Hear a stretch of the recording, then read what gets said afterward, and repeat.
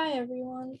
We are Anu, Susan, and Zaid from UMass Amherst, and we're going to talk about analyzing and implementing opinion dynamics models.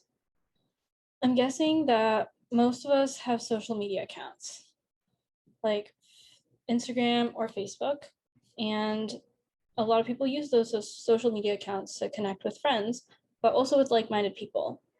So here's where the problem begins. On most social media platforms, people tend to have very polarized opinions about different topics. So, for example, let's say that people have very strong opinions about whether dogs or cats are better. On social media, dog people will tend to connect with other dog people, and cat people will tend to connect with other cat people. And this makes it so that people are stuck in their own polarized bubble where they're only hearing arguments and opinions that agree with their own beliefs. And they're not exposed to any new information, which is called an echo chamber. And this means that a lot of times these little clusters of people will spread false information. And in the real world, we can see that happening with like United States politics, for example, and that has a much larger implication than cats versus dogs. We wanted to simulate people's behavior on social networks to find out how to mitigate the risk of polarization, while also ensuring that users are not disagreeing too much with other people and organizations that they interact with. Why would we want to limit disagreement? Well, that's just because if there's too much disagreement, users won't want to go on the app anymore, and there won't be any real productive discourse that could actually help people form educated and useful opinions.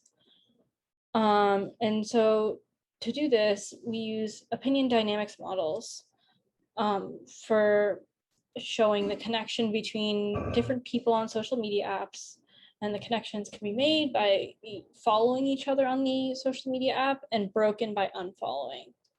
So an opinion dynamics model is something that imitates social interaction, and our lab and our lab group initially looked at the Fredkin-Johnson model, which is the model that our lab initially used to simulate social networks. And basically the way that model works is that the people on nodes and the connections between different people are called edges, and each person has an innate opinion and an expressed opinion.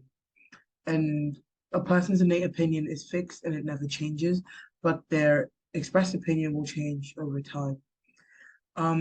Think of the innate opinion as a person's initial opinion before being influenced by others, and the expressed opinion as their opinion after being influenced by other people. At each step of our simulation, we make new connections between people and delete others. We make connections through a friend-of-friend recommender system, which works by making a connection between a node's friend of an existing friend, shown on this diagram. The new addition that we added to this model was the concept of stubbornness. In the real world, some people's opinions are easily swayed, while others can be very stubborn and it's harder to change their opinions. Going off of the cats versus dogs example, if they are a dog person, but they don't have a very high investment in their preference for dogs, they can quite easily be swayed to be a cat person. On the other hand, if there's a dog person who has a high investment in their opinions about dogs, it can be harder to convince them to be a cat person. To model stubbornness, we generated values from a power law distribution such that 80% of nodes will have smaller stubbornness values, and the remaining 20% will have higher stubbornness values. We then revised our calculations to finding the new expressed opinions to incorporate this stubbornness, as you can see here.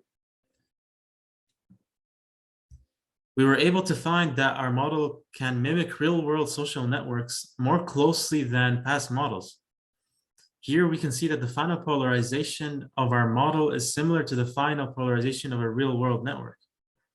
However, there's still plenty of room for improvement, as can be seen by the difference in how quickly the polarization occurs in our model as compared to the real-world network.